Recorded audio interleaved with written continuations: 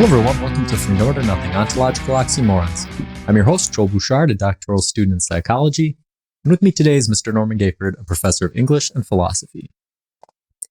If there's a topic you'd like us to cover on the show, feel free to email us at fromnowheretonothingpodcast@gmail.com or contact us on our Facebook page. This week, we take a brief intermission from our discussions of time-related topics to examine a trait written into the DNA of every living being, and by extension, in our constructs. We can see it in the imperceptibly slow growth of a forest canopy, in the violent battle of two silverback gorillas, in the sweet songs of a smattering of house sparrows, and in the price tags at our local stores. Today, Norm and I will collaborate on competition. Very nicely done. So yeah, competition. Again, it's one of those topics, we always come about them where you hear it at first and you go, okay, I know what this is about. And then you really start to think about it and you go, I have no idea what this is about. Oh, yeah. And competition is one of those things, right? And I tried to capture that in the intro a little bit where,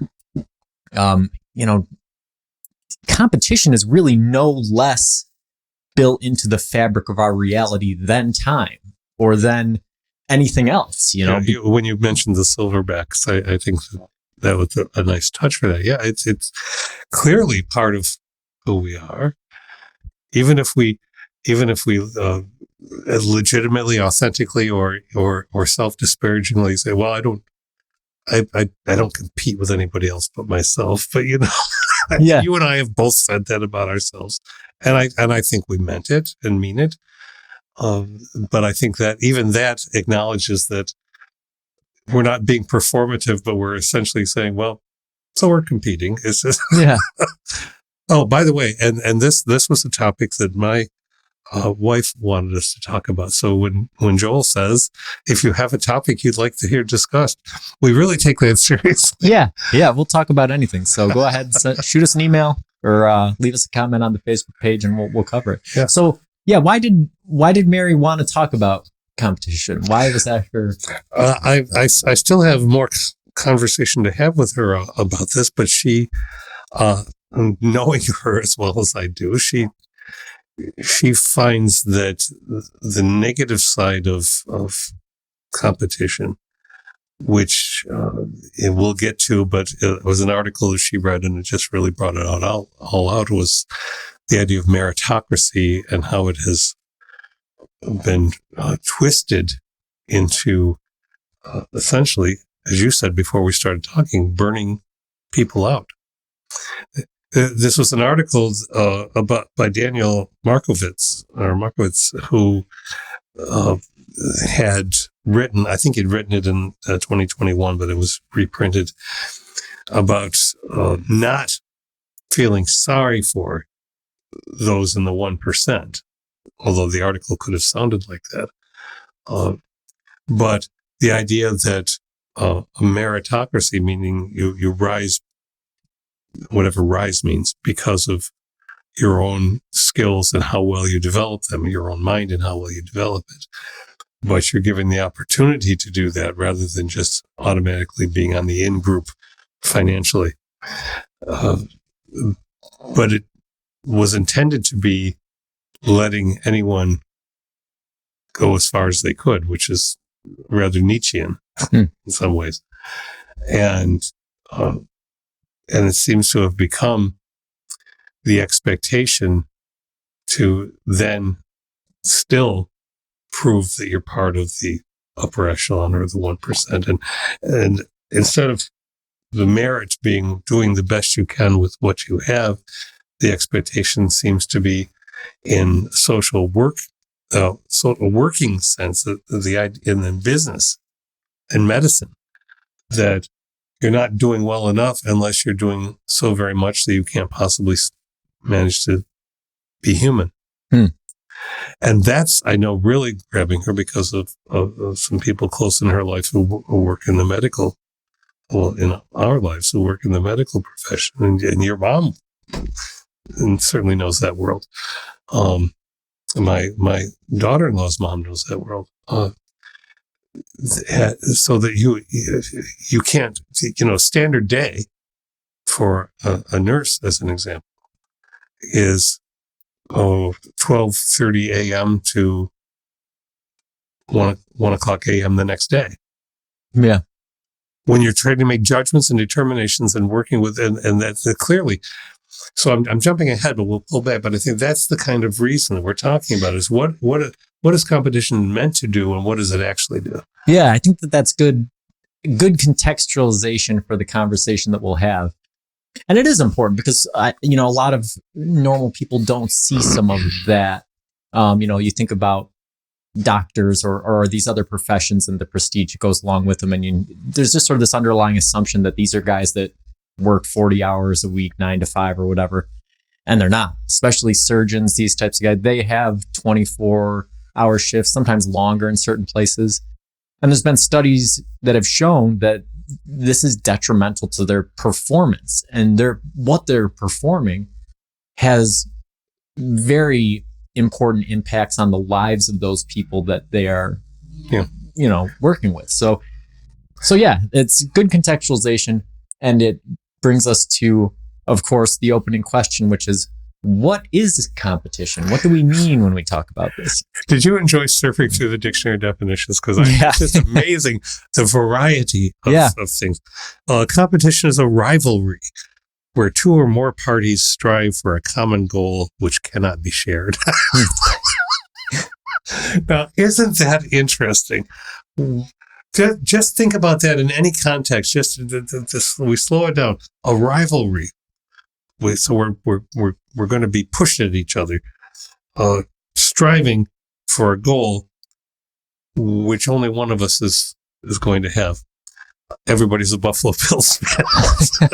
That's what this is about right now, and so it's, in that sense, it's about many things, but it's about an economy of scarcity. There's not enough for everybody. There's not enough honor for everybody. There's not enough virtue for everybody. There's not enough reward for everybody. So you just go after it. And if you don't get it, well, you're just not good enough. Yeah. And it's funny. I think that definition, that's the first one that I read as well. And I think that if you think about specific cases, it's applicable. But I think when you think about competition as a general globalized term, it's pretty easy to poke holes in it. And we're going to do that a little bit later in the show, which is why it's disappointing that makes it into a dictionary definition, right? Even if you have several different definitions under the word, you still want something that encompasses the full meaning of the word. And this seemed like a pretty narrow definition. Well, this is what I was hoping we would get into the very much our one of our best modes, which is the Socratic. So you offered the question. I went to the dictionary. That's cheating. So what is competition? Okay, I'm just going to try to reset, and then competition is a paradigm in which there is a desired goal. Somebody wants some other bodies to reach that goal for the betterment of some group, team, company. And so the goal would then be to work as a team to achieve whatever the goal has been that has been set. And the goal that has been set is often beyond or outside the purview of the team or the cluster or the group that are being put to the goal. Okay. So do you want me to be Socrates, or do you want me to give my definition? I'd like to give you your definition, because Socrates would say, so what do you think competition? Yeah. So with me, and anybody who's listened through the podcast probably has a pretty good feel for the two of us personality wise, right? And so for me, I'm always going back to the most basic level, right? I like to go back to prehistory when I'm starting with the philosophical assumptions. So to me, it brings me back to evolution of, organic species, but also the molecular evolution of the universe and things. And so the way that I sort of conceptualize competition isn't a rivalry. I don't see two distinct parties. I think there could be any number of distinct parties. And I don't see it as a striving for a singular goal that neither one can possess. I see it more as the pursuit of an ecological, social, economic niche that may or may not come into conflict with the bordering niches of other entities, right? So competition is essentially the attempt to establish borders which may or may not be osmotic, either on an organic level or a social level or an economic level, right? I think that bears out. So on an organic level, right? In the description or the introduction to the show, I said a forest canopy, right? All of the trees want sunlight. All of the trees want rain. It's not two trees fighting against each other, but it's trees finding where's the border, right? Where am I running into another tree? Where is my space, right? And that's the essential question. Where is my space? Where's my space as a living entity? Where is my space as an economic entity? Where is my space as a social entity? And I think that there's a way of finding those spaces without there being an outlying conflict. Now, there is a common goal among all of the parties involved, and sometimes those goals bring each other into conflict, and sometimes those goals have to be shared or negotiated over. But I think that's a more complex, nuanced view of what it means than just, hey, you have two parties and they're fighting over something that can't be shared and one of them has to win, right? I don't know the competition is ever that simple outside of a sports game that has rules, right? Would you? Well, first, I'm just sitting here. If somebody drew me as a cartoon right now, my hair would be straight back. with the nuanced and intricacies of that definition, and I very much like that. So yeah, I took argumentatively the simplest position because partly to be argumentative and partly to point out that it seems to me that the simpler paradigm is the one that the cultural forces, societal forces, at least, and no, I won't even say on this continent, tend to run with most. I won. No, you didn't. I won. It doesn't matter what anybody else says. I won. Yeah. Okay. And how much air has that taken? And there's we like to go to the pop culture. I think about the end of Infinity War, right? In the Soul Stone, when, Gamora doesn't ask Thanos if he won, but essentially that's what she's asking. Hey, did you do it? And he said yes. And she says, well, at what cost, right? And I think that that's what a lot of us face in reality, right? It's not as simple as I won. It's a zero-sum game. I am entitled to all of the resources and all of the gains, and you are the loser. Yeah. Most cases in reality, winning is nuanced, right? You gain things and you lose things. Yes. Yes. I And would agree with that. And, even if you gain something that may be of value to you, oftentimes you have to lose some of your time or some of, something that goes somewhere else. So yeah, I think this is going to be an exciting conversation. The etymology of the word goes originally in oldest Greek, I believe, was rivalry. But then a variant of the word emerges, which means striving for. And that's very different. Very different. And within that ancient, relatively small amount of time, two digressive definitions emerge, which is what we just... Yeah. So we've probably given a little bit too much insight and foreshadowing to the conversation, but it's exciting. It's a good place to start. Fun. So, when did philosophers start talking about competition? In ancient Greece, and probably into prehistory. But it has been about most often at least in that historical root system, about the development. It was the rhetoric was about the development of mind and body, because competition was primarily thought about in athletic terms.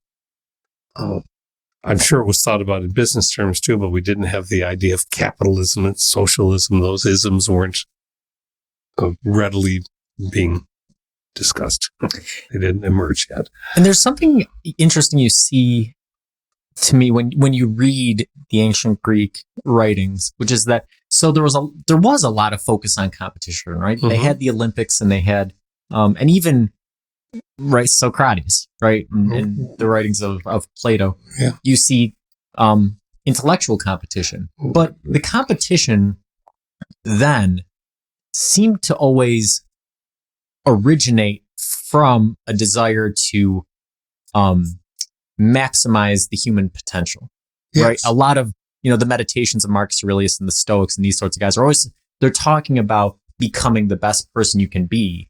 And so part of that is sort of testing your mettle with other people. Mm-hmm. I think that diverges from a lot of competition in modernity, where the focus of competition is the opponent.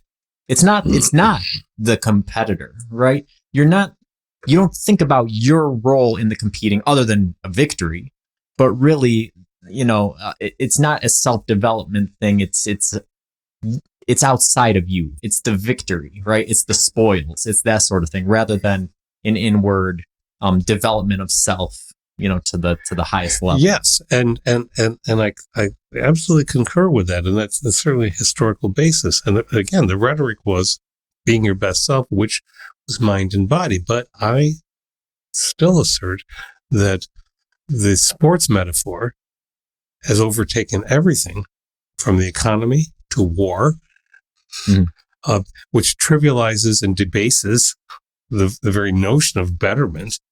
But I think it's become so much about the physical body now, either through athletic overdevelopment, perhaps, or in the body of a company, which you can speak to better than I can. If you're melding, I would say that if you're melding the development of brain and body to the betterment of both, who would argue with that being a goal? As long as nobody's telling you how far you can go, you have to decide that for yourself with some guidance. But in my experience, and certainly in junior high and high school, which is a very anecdotal thing, it was not about developing your best self. It was about standing back and letting the people who are already develop more, because you're just getting in the way and taking up their time. Whether it's on the climbing rope, of which you could be absolutely brutalized in a bullying fashion from coaches telling you how awful you were and how badly, So I think that the drill sergeant model pretty much doesn't work in education. It shouldn't be there. That's my thing. Yeah. But that's where I'm coming from. Yeah. So, and I think that there's a lot of evidence for that. There is objective evidence for that. When I was getting my master's degree in education, right? One of the things that they talked about was how in the 21st century, colleges have focused the lion's share of their budget on sports facilities, right? Mm-hmm. And you think about, what is the goal of these organizations, right? It should be intellectual development. Right. And yet you're spending the majority of your money and focusing the majority of your efforts on sports facilities. Now, don't get me wrong, right? I think in order to have a strong mind, you have to have a strong body. Your body is part of your mind. So I work out, right? As strong as it can be. Yeah. I run and I lift weights and I do yoga and I sprint and I do everything I can to stay in good shape. And I think that's great. But that is different from competitive sports. And I don't think that there's anything inherently wrong with competitive sports. But I think that what you're saying is that, and what I agree with as well, is you see that paradigm filter out into the wider world. And what happens is, if you think that the final score, the zero-sum game is all there is to it, and you bring that mentality to the rest of your life, then what kind of people do you get? You get people that try to earn the most dollars, but the time that they spend at home is uninvested. There's nothing going on there, right? And the same thing with their children, right? You start sending your children to school at 2 years old, and you start having these high expectations for them and pushing them throughout life. Everything becomes this game where you have to attain the highest goal and you have to beat out everybody else. And yet inside you are left hollow, a shell. This is what, in part, T.S. Eliot was addressing that when he talked about the hollow men in one of his more famous poems. Yes. So no, I'm not disparaging sports, but as an example, the attitude that we seem to develop, at least in rural pockets, and I think probably in urban pockets too. Here's an example. A school will have everyone gather out in the hallway to do a hero's honor of someone who's going to go to a statewide competition in wrestling or in basketball, whatever. But so there's nothing wrong with that. Okay, they don't gather musicians who are going to all-state competition with their skills and do a hero's honor. You don't get rallies. The takeaway from the instructional day in a gymnasium or an auditorium, a pep rally, in order to send a team on to win. Interestingly, even if the team is formed of 3 communities rather than 1, just so you can feel the team, you don't see that equally with things having to do with intellectual merit or artistic merit. And so one can only read that as, but it's much more important because sports is really, and this is the dominant paradigm that I hear over and over again. Sports is what develops the best character. And I absolutely deny that. Yeah. And I think it all comes back to, again, the intrinsic motivation. Because, when I was a kid, and I don't even know if they still tell kids this, right? But when I was a kid, you were always told, well, go out and have fun, right? And that's something that I've taken with me throughout life, right? And so, like I said, I love sports. I've scored a soccer goal as the goalie. I have stolen home plate. Stolen home plate as a baseball player, right? I love sports, and I was good at them, but I always loved playing. Winning was great. And there was a point in my life where winning did become important. And guess what? I hated what it did to me. And so I stopped caring about it, right? I started caring about what I like doing. Same thing, right? I release music. People try to push me all the time to market my music, to play my music out places, to try to get more listens and streams, that sort of stuff. That's not why I make music. Going to school, right? What's the first thing people always ask? What job are you going to get with your degree? I don't care about getting a job. I have a job that I like. I want to learn stuff, right? I want life to be, it's in the stuff that you're doing, right? It's not the final score. If you wait till you get to the final score, then you are dead, right? You have to be enjoying what you're doing at the time. The buzzer, right? Yeah. So I don't mean to lead it down into an obsessive track. I thought that to at least start with, or, to carry through the idea, okay, there are competing definitions of competition. Right. And competition can be enormously useful. It can also be enormously deleterious. And as with so many things, it depends on who's trying to establish a balance for real or a faux balance that. Yeah. So, I've loved the conversation so far, but we're 2 questions in. I got 5 to go, and we're about halfway through the show. Yeah. And I think some of them are pretty interesting. So I'll ask this one. Did the theory of evolution change the way we thought about competition, or did it just highlight the way we think about competition?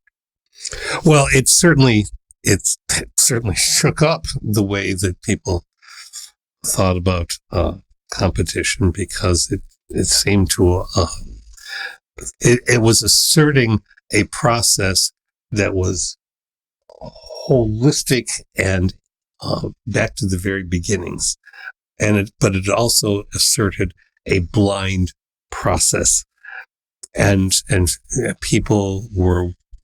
I think that's what shook people up most, was the idea that competition didn't mean that creatures were trying to win something consciously. It's survival of the fittest. And this is what has been most misunderstood. It was not about being a weightlifter as an animal or something. Survival of the fittest is who is the fittest to survive, as you said earlier, in the niche or the space in which that being has found itself. Yeah. And that doesn't mean necessarily the physically strongest. Right. Yeah. No, and that's exactly the point that I think we've been highlighting up until this point, is that is the most, and I think that's another area where our sports metaphor for life gets carried over, right? Mm. Because I don't even think initially in the 1800s, in a different social era, that people made that sort of mistake or error in reasoning, right? I think that it's more of a modern interpretation. It was as the century turned, as World War I as everything that people thought they knew was wrong and ripped to shreds, and social conventions and all the rest. That's when it really began to be revisited, but also because an education system was beginning to expose people to it. But that's why it was, we had the Scopes monkey trial. It was absolutely dangerous to think of evolution in some school districts. It was banned. It was, you don't talk about it. And we still have pockets of places like that now. So yeah, it wasn't that it was always assumed to be the same thing. But to answer that question, I think it shook a lot of people up because they wanted to think that there was more free will. Yeah. But I think that what you mentioned, that is the biggest flaw in reasoning about it today. Survival of the fittest, right? Because they conflate that with another term that wasn't part of it, which is that the strongest survive, right? And so again, well, now we're asking the question, what is strength, right? And that's its own podcast. But no, what scientific studies have borne out, on biological studies, is that, do animals have hierarchies? Sure they do. But the one at the top, is it the biggest and the strongest? In some species, yes. But generally, and especially in primate species to which we're most related, right? The one at the top tends to be the one who works most collaboratively, right? The one who gets along best with everybody.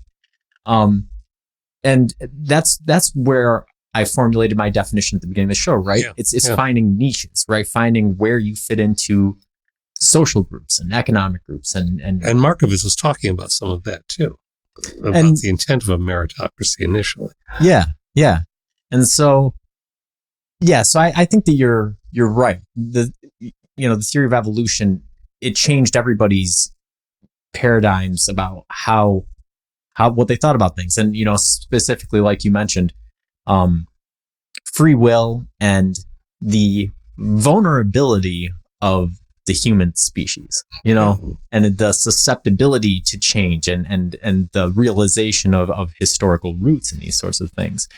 So, yeah, I think it had a big effect. So the dictionary definition that we mentioned, competition dictates zero-sum games, right? What are some instances where losers can actually make out all right? All right, I'm just going to dive into it. Let me just pop all the little balloons that the current American economy.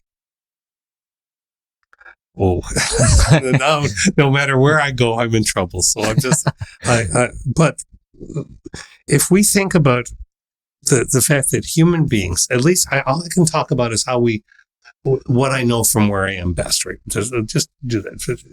We are conditioned an almost Pavlovian sense, to determine our degree of happiness or our degree of success by measuring against everyone else. The whole capitalistic advertisement culture of generations has been to, well, what do I have compared to him or her? And many of us resist that. And I know that. I know this, that there's counter-cultural pushes that have been and are. And that's marvelous. But then we say, well, what are we getting rid of? How much am I getting rid of as opposed to how much no, it's not about who's getting rid of what. It's about oneself. And when you can get to that place, and this is about yoga, Zen, what is this about philosophy? Can you be happy with where you are without comparing yourself to anyone else? That for me is the existentially most important question when it comes to competition. Yeah, it comes back to Blaise Pascal, right? It does. That the biggest problem with human beings is the inability to sit in a room with their own thoughts. Because very often that's where your own thoughts will take you, right? If you are by yourself and there's no outside stimulus, it's sort of the, part of our modern world, right? To start making these comparisons out of nowhere, right? And that should say something, right? That the moment that you remove yourself from everything, what's the thing that creeps in? Mm-hmm. It's thoughts about, even if it's not material things, right? It's about relationships and these other areas in which you're attempting to establish a niche, right? You're attempting to find and maximize your, your area of influence in ways. Well, even pre-evolutionarily, the formal theory, is Kant talking about essentially saying that nature seems predisposed to push humans into a competitiveness in order to create a society. That's a really deep idea, and I can't unpack it all in 2 sentences. But if nature is what's driving us, and you referred to that back at the beginning, it's in our DNA to be competitive, we're not going to train that out of ourselves. Probably. Yeah. Certainly not within our visual time frame. Yeah. But if we acknowledge that it has something to do with culture and just being human, it changes. And I think this is where it gets kind of interesting, right? Because when you do the research for the show, in a few different sources that I was reading, they say that, competition is generally viewed as the opposite of collaboration. But I think that the conversation we've had so far is adding some context to just what competition is, right? Mm-hmm. And I think that this idea of establishing a niche, right? Of looking into nature and seeing how trees grow in a forest, or how, different species of animals, what resources they consume and how they share them, and how one species establishes a hierarchical order, and then how that, that species, us, goes and creates systems. You go, I don't think that they're opposite. I really think that they're two sides of the same coin. And even beyond that, they're not even opposites. They're very closely related. Yes. They are integrated. They are related forces. As a matter of fact, you could almost go so far as to say, in every situation outside of a formalized sport where there's, established rules, you are almost always given a choice between competition and collaboration. Almost always, if you think about it. In any unstructured environment, in any unstructured environment where you're going to compete, you almost always have the option to collaborate instead. But it's what are the ramifications of that, right? Is it require you to take a less advantageous niche? Does it require you to go against your principles? Does it require you to make less money? What does it require to collaborate? And what sort of sacrifices or compromises are you willing to make? And what sort of things are you willing to fight for? And who's doing the incentivizing, and what is the incentive? Yes. So and this is the philosophy, and this is the thing. These are the big questions that people don't think about before they get into the thick of competition and the starter gun goes, and then they sprint through their whole life. These are the things that, that you're driving. So competition necessitates two entities. Is it impossible to compete with ourselves? Well, I don't think so, because we are dualistic at the very least. Back to Descartes, but I don't think so. I think it can be at its best a marvelously, as you say, integrative dialogue. It's the dialoguing, not the monologuing. Monologuing can get us into a lot of difficulty.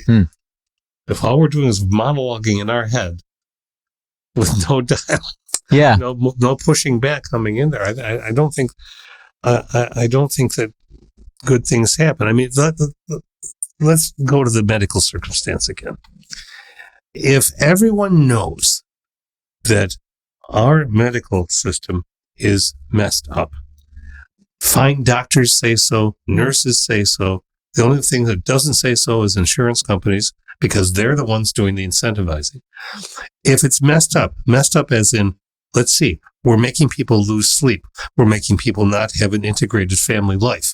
We're making, and this is true for people on the ground working at 3 different jobs because they can't piece something together beyond that. But if we just stick with the medical model, for instance, if you have something that is about health and you're trying to make the population healthier, if that's really the goal, you abandon this model, or some smaller units within try to abandon the model. They'll get swatted down by the enormity of the insurance industry, but they'll make the attempt. But we can't say that we have the best medical system on the face of the earth in the United States as one example of specificity, when we know that people are actually, the longevity is going backwards. With fewer people have access to adequate health. Fewer people have access to mental health. Women's health is going down again. And yet we'll have people say the empty words, we have the best system on earth. I don't care. Say it as much as you want to. That's not competition. Yeah. It's the opposite of competition. Right. And most importantly, if your goal is to create a healthy population, the most staggering and obvious failure there is the complete lack of emphasis on preventative care. That the institutions, both the medical institutions and the supporting institutions, provide no incentive to eat the right foods and to exercise and to take care of your mental health before issues arise that will allow them to collect money from you. So, yeah. But you've opened the doors to some very interesting philosophical things now, because I wasn't sure what your answer would be to whether or not you can compete with yourself. I was like, is he going to view self-competition as a different concept, or is he going to say that you can compete with yourself? And that is the interesting one, right? Because if you say you can compete with yourself, and it's agreed upon that a competition requires two entities, right? Then we've entered into a dualistic paradigm. And then the question becomes, who are the two entities that are competing? And I think that there are actually 3, me, myself, and I. Right. And so when we look at that, right, we're not going into Cartesian dualism necessarily, because there's aspects of the argument that have become outmoded. But from a modern perspective, we can say, well, who are we competing against when we are competing with ourselves? And I think it's the two different ways of thinking, right? We have our executive function, our prefrontal cortex, our rational thought. And it's not completely separate. I don't want to, they are integrated, certainly, but we also have the lizard brain, right? We have our our amygdala and our all the lower structures of the brain. And so in psychology, in neuroanatomy, right, what we refer to these as is the dorsal stream and the ventral stream, right? And so these streams communicate with each other. They talk, right? But I think when they talk, that conversation is the competition. I agree. Right. And you've said that, you've pinpointed that very well because of your education and your training. Yes. And so it's a dialogue. And I wish we would change our prepositions. Not you and I here. I just, more broadly, humanity. Not competing against. Yeah. Striving for. To me, there's a negative and a positive pole charge in just those two phrases. Yeah, or even changing from against to with, right? Because we do that with ourselves. You would never say, I'm competing against myself. You say, I'm competing with myself, right? Because to compete against yourself sounds pretty schizophrenic, right? But to compete with yourself, it opens up that little bit of nuance where you go, okay, I can understand competing with myself. Because when I open the cupboard to get a snack and I see a candy bar next to a bag of peanuts, and I have to make a choice, that's where the competition is. Who is going to win out, right? The rational part of my brain that knows this is good for my health and this is what's going to give me sustained energy levels throughout the day. And the part of my brain that goes, that is tasty, And so I think that, yes, there is a competition and there is two entities that are mutually relied upon. And I don't think that is isolated to the singular human being. No. Right? Because the singular human being presents itself as a fascinating case study when we talk about establishing the two entities. But within Buddhist thought, right, like you and I were talking before the show, everything is viewed as one thing. Everything is interdependent on each other and is part of one thing. It's true, right? And plenty of physicists have talked about this. And the book we just talked about last week, right? Talks about this. Talking about how we should refer to the universe as us, right? And we should, we are all one part of one thing. Well, if that's an attitude that we took to the outside world, I think some of our environmental and climate issues would resolve themselves. Yes. Yeah. I think they would be approached very differently. Yeah. And on a personal level, right? I think that if many people, like you said, we're having a dialogue and we're allowing for some competition rather than just having the one part of their brain roll over and just go with the other part, then the preventative measures would work better, right? Mm-hmm. Because if you have that incentive, if somewhere in your brain you go, you know what? I don't care. I have enough money to get what I need to live.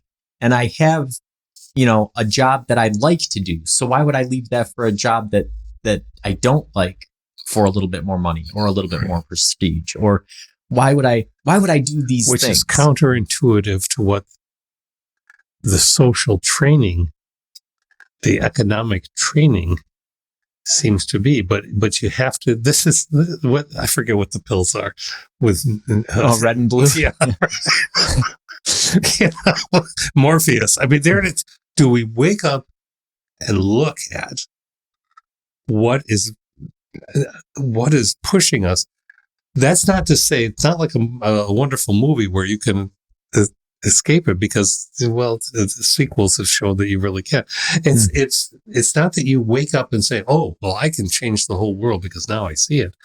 No, but I know what's pushing at me, and therefore I can strive for something else. Yeah, and I think that the important part is to identify the striving as a positive part of being alive. Right. Life is striving, right? And that's the competition from the very beginning has been that, right? And so the striving for survival was the initial impetus. And we're very fortunate that many of us in modern day, in a modern country don't have to worry about the survival aspect as much. There's a lot of people around the world that do. And that right there should be enough, right? To sort of shine some light on how petty some of what we consider so important that we're willing to throw away our time and throw away our well-being. And throw away our humanity, because even here we have people who would. It's been made very clear. If it hadn't been clear up until 2024, it's very clear. Legislatively, hundreds of pieces of legislation which want people, LGBTQ plus people, not to be recognized as public, as people in public. So you throw away a part of a population because you say, well, we don't need. No human is in a position to be able to say, I don't need you. We've never been in that position, else we wouldn't have a society as it is. We don't have we have the arrogance to say it, but we don't have anything that can back that up. I think that, and survival is a word, isn't it? I think there are a lot of sociologists. By the way, even sociology has been removed from public education in Florida. Mm-hmm. Sociology says we need certain things from other people. We need to build together, right? That we can push, we can strive. But it just seems to me that we and sociology says too that we can't think globally. The human brain, I don't know if you're encountering this in your studies, but the human brain just can't conceive of dealing with problems on a planetary level. It's all about where I live right now. All right, let's take for a moment that maybe that's it. It takes too much effort to try beyond that. We don't need people telling us what is the problem. We need to be honest with ourselves and say, what is the most important thing to me now for my survival? Is it all these things that people are trying to legislate and say are threats? No. What is it that I need more of? Yeah, exactly. I think that's a great point, right? Because there are so many things encompassed in survival. And again, I think this has been warped with the warping of the evolutionary paradigm, right? With the survival of the fittest and the survival of the strongest, right? We think of survival, in elementary levels, survival is just not dying, right? And we've moved beyond that. And we've moved beyond that for, honestly, it's probably been thousands of years in some cases, right? Where we've had civilization, and the human animal, right, has reached a level where survival is no longer just a physical thing, right? If you were to take, a human being and put them in a room by themselves and give them food and water and everything they needed to survive, they still wouldn't survive, because you need people, right? There are things that you need beyond just the physical necessities in order to survive. And some of those things are interaction and stimulation and relationships and meaning, these abstract concepts that we talk about on the show every week that are hard to grasp and hard to think of as being an integral part of our reality, but they are, right? Yeah. And so when we are making laws and we're establishing, what's important, what is important, making sure that everybody has access to these sorts of things, or is it playing games in order to remove access? Yeah. See, that's it puts the pedal to the metal on what we really mean with enormously large concept words like freedom and liberty and those things. And it's so easy to take that apart when you look at a local level. Yeah, and we talked about this on the show before, right? Because there's, a segment of the population that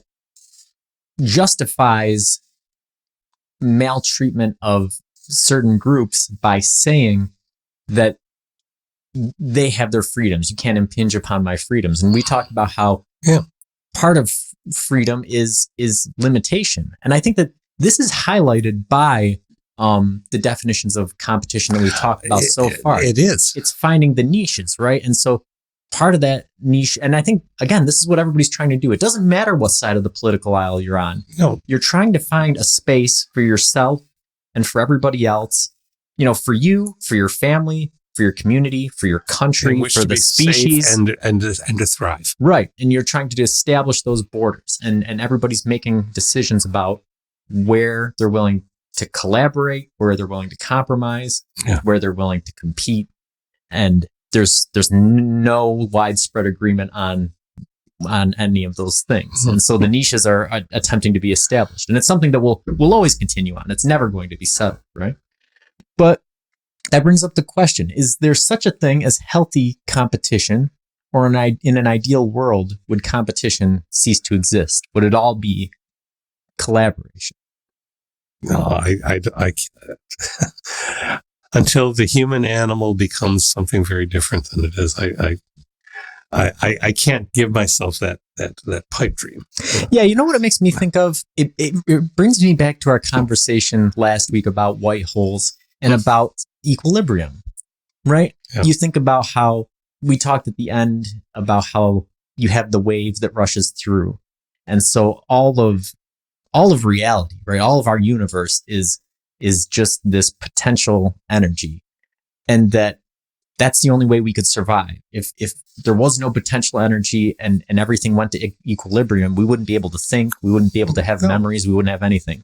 I feel like it's sort of the same way on a social level, right?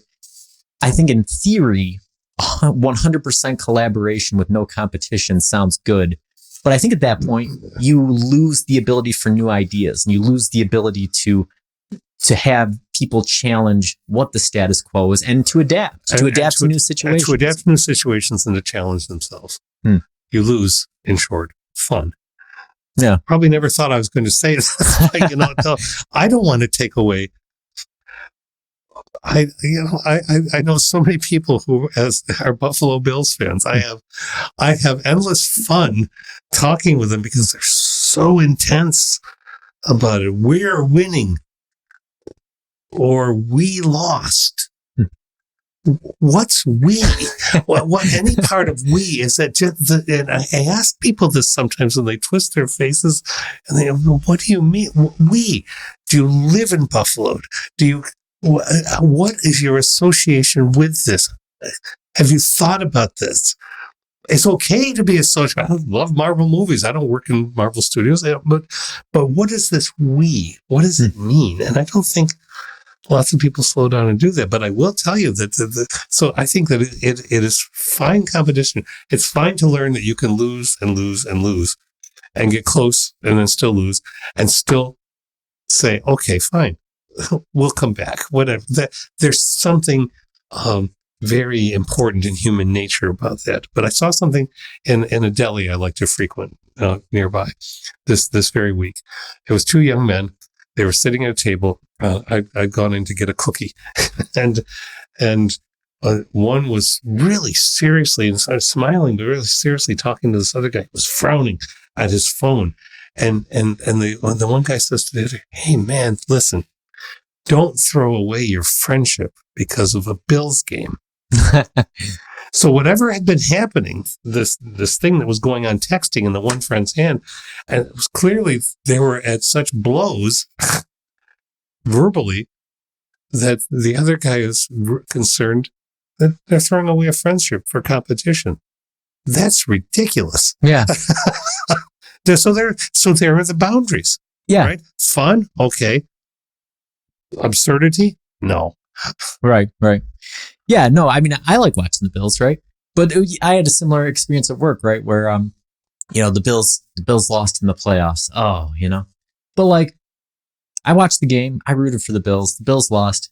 I immediately went about my life. Yeah. And nothing else came. So the next day I went into work and my boss threw me a Reese's pumpkin candy bar and I dropped it. I said, oops, I Stephon Diggs to that one. I go, I said, is it too soon? Is it too soon? Everyone said, yes, it's too soon, But then there was another guy, right, who called into work because he was so upset about this, right? And you go, it's just not that important, right?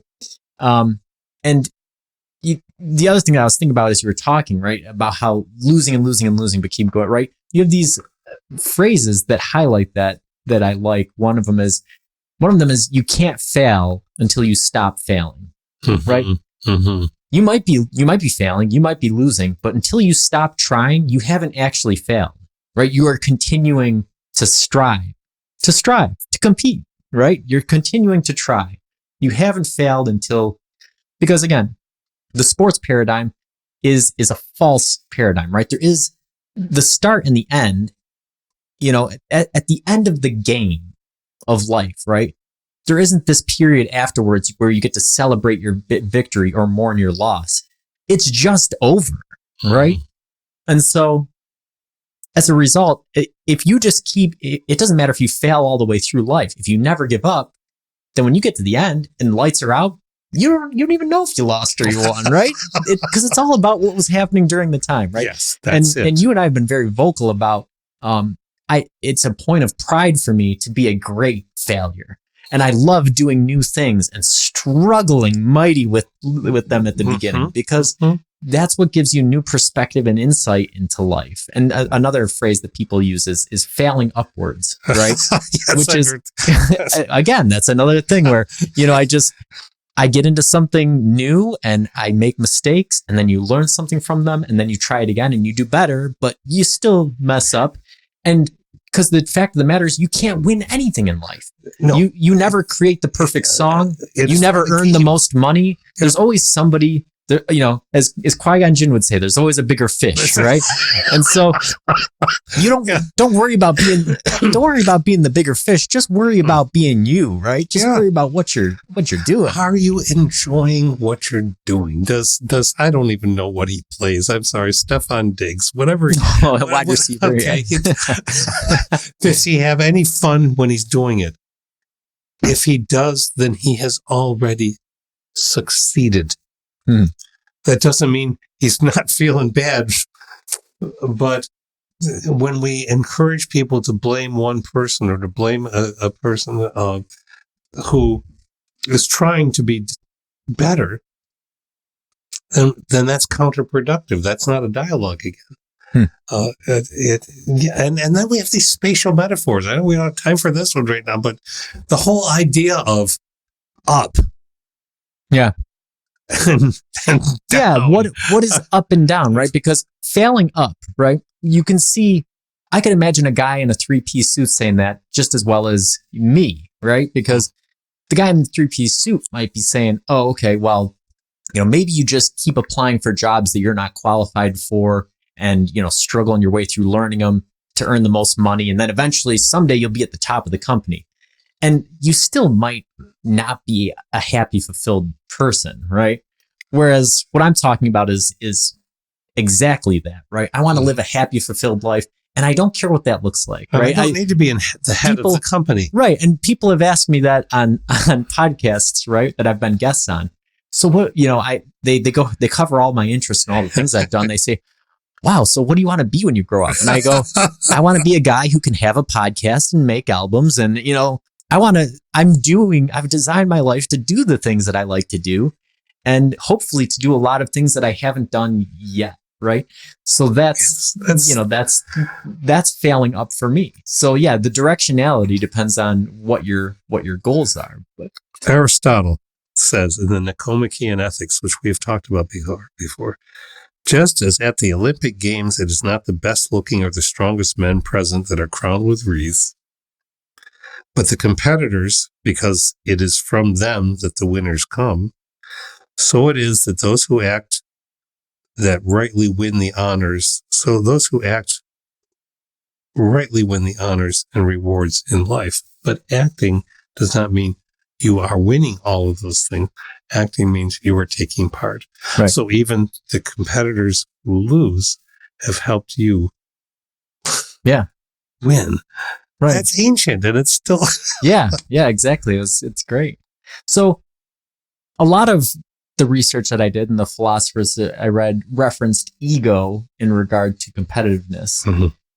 Do you think that egocentrism is needed for competition? And in this regard, I'm not even talking about ego as as we colloquially think about it as this negative self-centered thing, but just maybe even the conception of yourself as an individual, Do you think that that's necessary for competition? Yes. Because we can't and still be human, completely avoid that. If you completely avoid that, perhaps you become a Buddha. Or, but it's there. I mean, no one tries to rise to an office without some element of ego that says, well, it doesn't have to be arrogance, but it has to be, well, but I could be suited to this. I have a skill set. I have okay. And so to not acknowledge that might be wrong for me. It might be harmful for me, or just to say, well, I've got the skill set that somebody wants. I don't necessarily want to do anything with that. But it's interesting that somebody's recognized that. Now maybe I'll think about that skill set, and maybe I'll work on the skill set some more. But that's ego. It's not egocentric unless it's all you're thinking about. But it's egoism in recognizing that as a unique human being, you have capacities that could be of use to others.